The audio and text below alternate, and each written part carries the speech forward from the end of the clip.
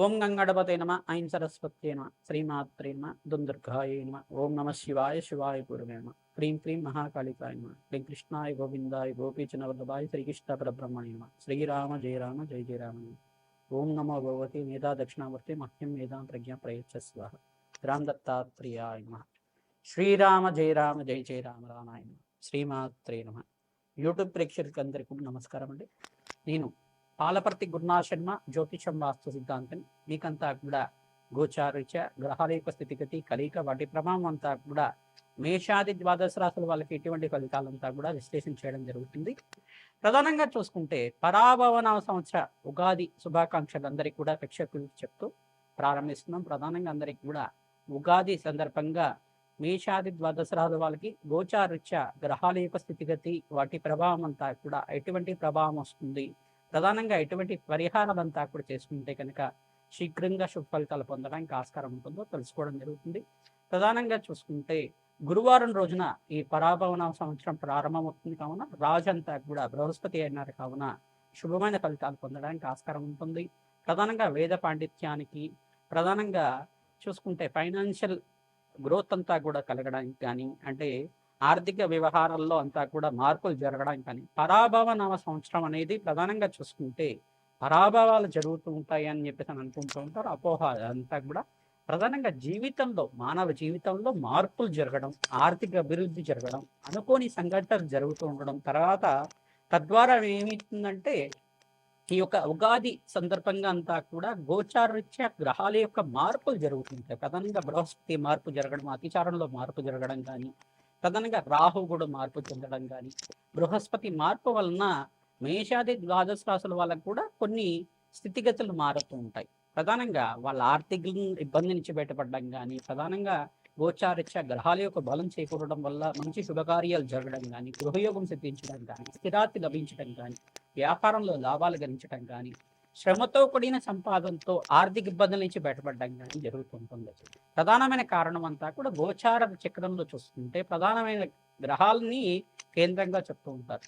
ప్రధానంగా ఈ యొక్క ఉగాది సందర్భంగా అంతా కూడా చూసుకునేది ఏంటంటే బృహస్పతి యొక్క గోచారం ఏ రకంగా ఉంది, శనీశ్వరుడి గోచారం ఏ రకంగా ఉంది, రాహు యొక్క గోచారం ఏ రకంగా ఉంది, కేతు గ్రహ యొక్క గోచారం అంతా కూడా ఏ రకంగా ఉంది, వివిధ గ్రహాల యొక్క స్థితిగతి ప్రధానమైన గ్రహాలంతా కూడా వీటి కేంద్రంగా చెప్పడం జరుగుతుంది. గోచార చక్రం అంతా కూడా సంవత్సర ఫలితాలు చెప్పేటప్పుడు అంతా కూడా ఉగాది నుంచి ఉగాది వరకు చెప్పేటంతా కూడా ఈ యొక్క ప్రధానమైన గ్రహాల యొక్క స్థితిగతి వాటి ప్రభావం అంతా కూడా మిగతా గ్రహాల మీద ఏ రకంగా ఉంది, ఆ స్థానాలు మార్పు చెందడం వల్ల ఎటువంటి ఫలితాలంతా కూడా వస్తుంటాయి. ఉగాది ఉగాది నుంచి మనకంతా కూడా ఎటువంటి శుభ ఫలితాలు పొందడానికి ఆస్కారం ఉంటుందో అంతా కూడా విశ్లేషించడం జరుగుతుంది. ప్రధానంగా చూసుకుంటే పరాభవన సంవత్సరం అనేది జీవితంలో మార్పు తీసుకొచ్చేది, రాజయోగాలు తీసుకొచ్చేది, ప్రధానంగా ఆర్థిక స్థితిగతులను మార్చేది, శ్రమతో కూడిన సంపాదన పెంచేది, ప్రధానంగా కీర్తిని పెంచేది అనేది అర్థంగా ఉంటుంది.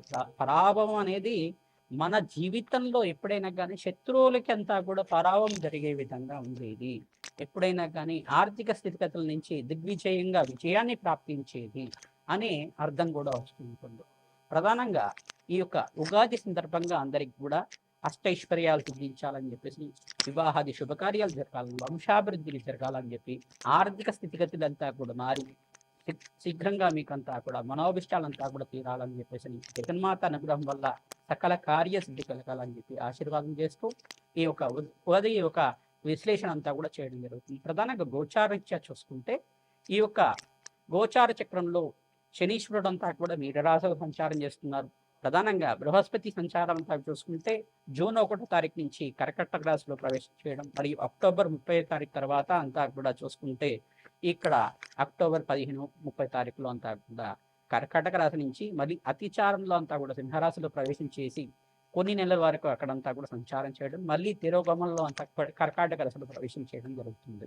ప్రధానంగా 3 సార్లు బృహస్పతి మార్పు అంతా కూడా జరుగుతుంది. రాహు యొక్క సంచారం అంతా కూడా డిసెంబర్ 5వ తారీఖు దాకా కుంభరాశిలో సంచారం చేయడం మరియు అపసవ్య దిశలో అంతా కూడా సంచారం చేస్తుంటారు. కావున డిసెంబర్ 5వ తారీఖు తర్వాత స్థాన చలనం అనేది జరుగుతుంటుంది. మరియు కేతు సంచారం కూడా డిసెంబర్ 5వ తారీఖు దాకా ఉంటుంది. ప్రధానంగా ఈ యొక్క గ్రహాల యొక్క స్థితిగతి అంతా కూడా చూసుకుంటే రాజయోగకారంలో వచ్చే గ్రహాలేంటి, ప్రధానంగా రాజయోగాన్ని ఇచ్చే గ్రహాలేంటి, ధనయోగాన్ని ఇచ్చే గ్రహాలేంటి, ఏ రాశుల వాళ్ళకి విపరీత రాజయోగాలు సిద్ధిస్తాయి, ఏ వృత్తిలో అంతా కూడా అభివృద్ధి సిద్ధిస్తుంది అంతా కూడా విశ్లేషణ చేయడం. ప్రధానంగా మిగతా గ్రహాలన్నీ కూడా, ప్రధానమైన గ్రహాలంతా కూడా చూసుకుంటే సూర్య భగవానుడు, బృహస్పతి, శుక్రుడు, అంగారకుడు, వాళ్ళ ప్రభావం అంతా కూడా ఈ గ్రహాల యొక్క స్థితిగతి మార్పు వలన ఎటువంటి ప్రభావాలు చూపిస్తున్నాయని విశ్లేషణ చేయడం జరుగుతుంది. ప్రధానంగా చూసుకుంటే దేశ గోచారంలో అంతా కూడా ఆర్థికంగా ఉన్నత స్థితి కలగడానికి భారతదేశం అంతా కూడా, దేశంలో ప్రధానంగా అంతా కూడా మంచి జరగడానికి ఆస్కారం ఉంటుంది. ప్రధానంగా భారతదేశం అంతా కూడా ఈ యొక్క ప్రపంచ పటంలో అంతా కూడా మంచి ఉన్నతమైన స్థితిగతులు పొందడానికి ఆస్కారం ఉంటుంది. తద్వారా అంతా కూడా శ్రేష్టమైన ఫలితాలు పొందడానికి ఆస్కారం ఉంటుంది. ప్రధానంగా చూసుకుంటే గోచార చక్రంలో అష్టైశ్వర్య సిద్ధి యోగం అంతా ఏ రాశి వాళ్ళకి ఉందో అంతా కూడా విశ్లేషణ చేయడం జరుగుతుంది. శ్రీమాత్రే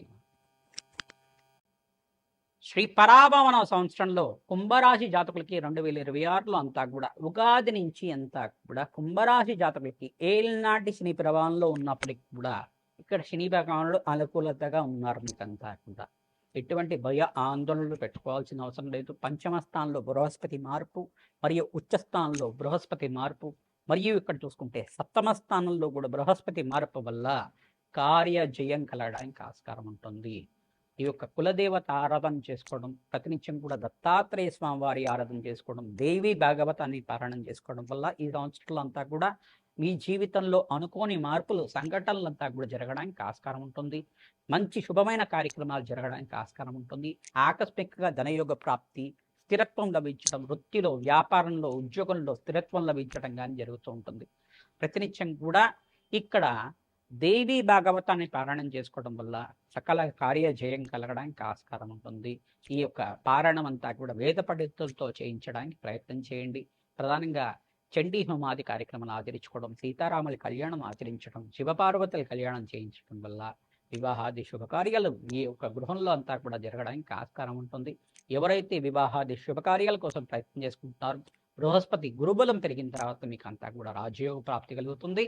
తద్వారా మంచి సంబంధం అంతా కూడా అమ్మవారి కరుణా కటాక్షల వల్ల మీకంతా కూడా రావడం అనేది జరుగుతుంది. తద్వారా మీకంతా కూడా ఈ సంవత్సరంలో వివాహాది శుభకార్యాలు ప్రయత్నం చేసుకున్న కుంభరాశి జాతకులకంతా కూడా అమ్మవారి అనుగ్రహం వల్ల మీకంతా కూడా మంచిగా శుభమైన కార్యక్రమాలంతా కూడా జరగడానికి, వివాహాది శుభకార్యాలు జరగడానికి ఆస్కారం ఉంటుంది.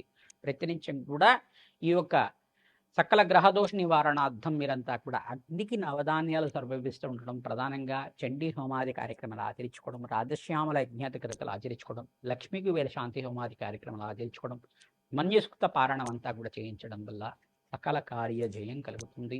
నవగ్రహ దోష నివారణార్థం అంతా కూడా చూసుకుంటే గోచారిత్య శని భగవానుడు స్వల్పంగా దోషకారిగా ఉన్నప్పటికీ అనుకూలత పెరుగుతుంది. తద్వారా వాక్చాతుర్యం పెరుగుతుంది, కార్యసిద్ధి కలుగుతుంది, సంఘంలో గౌరవ ప్రతిష్టలు పెరుగుతాయి, వంశాభివృద్ధి కలుగుతుంది. ఎటువంటి దోషాలున్నా కానీ పోతాయి. సంవత్సరంలో అంతా కూడా సకల శుభమైన కార్యక్రమాలు, మంగళకరమైన జీవితం జీవించడానికి ఆస్కారం ఉంటుంది.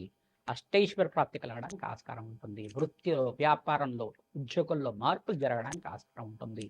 స్థాన చలనం కూడా జరగడానికి ఆస్కారం ఉంటుంది. రాజయోగ ప్రాప్తి కలగడానికి ఆస్కారం ఉంటుంది. శ్రీ పరాభవన సంవత్సరం ఉగాది 2026 నుంచి అంతా కూడా మేషాది ద్వాదశ రాశుల వాళ్ళకి అష్టైశ్వర్యోగ ప్రాప్తి కలగడానికి ఈ గ్రహాల యొక్క స్థితిగతి మార్పు అంతా కూడా గోచార చక్రవశాత్ అంతా కూడా కారణమవుతుంది. ఈ యొక్క గోచార చక్రం అనేది ఈ యొక్క స్థిర చక్రంగా ఉండదు. ప్రధానంగా గోచారిత్య అంతా కూడా గ్రహాల యొక్క మార్పు చెందుతూ ఉంటారు. వాటి స్థితిగతి కలయిక, వాటి ప్రభావం వల్ల అంతా కూడా మేషాది ద్వాదశ రాశి వాళ్ళకంతా కూడా జీవితంలో మార్పు జరగడం, అష్టైశ్వర్యోగ ప్రాప్తి కలగడం, వృత్తిలో, వ్యాపారంలో, ఉద్యోగంలో మార్పు జరుగుతూ ఉండడం, రాజయోగ ప్రాప్తి రావడం, ఖర్చులు విపరీతంగా పెరుగుతూ ఉండడం, ఇటువంటి జరుగుతూ ఉంటాయి.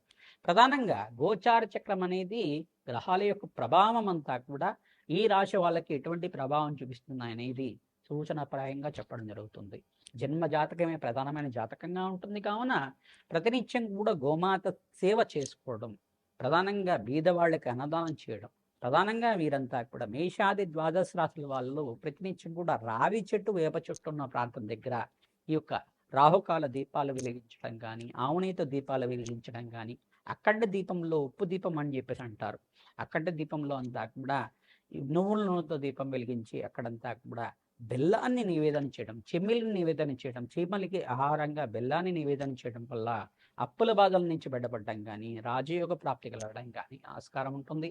ప్రధానంగా గోచారిత్య స్వల్పంగా ఉన్న దోషాలకంతా కూడా పరిష్కారం ఆచరించుకుంటేనే మీకంతా కూడా రాజయోగ ప్రాప్తి అంతా కూడా సిద్ధించడానికి ఆస్కారం ఉంటుంది. నవగ్రహాల యొక్క స్థితిగతి, వాటి ప్రభావం అంతా కూడా మానవాళి జీవితం మీద ఈ యొక్క ప్రభావం అంతా కూడా ఆధారపడి ఉంటుంది. కావున పూర్వజన్మలో చేసుకున్న కర్మశేషాన్నంతా కూడా రోగరూపేణ రుణరూపేణ తీర్చుకోవడానికి అవకాశం ఉంటుంది.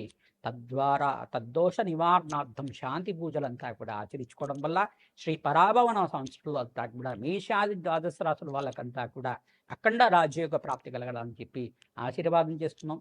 మేము చెప్పిన పరిష్కారం అంతా కూడా గోచార చక్రవశాత్తు గ్రహాల యొక్క ప్రభావం అంతా కూడా ఎటువంటి ప్రభావాలు చూపిస్తాయని చెప్పేసి గోచార చక్రంలో స్థితిగతి మార్పు వల్ల చెప్పడం జరిగింది.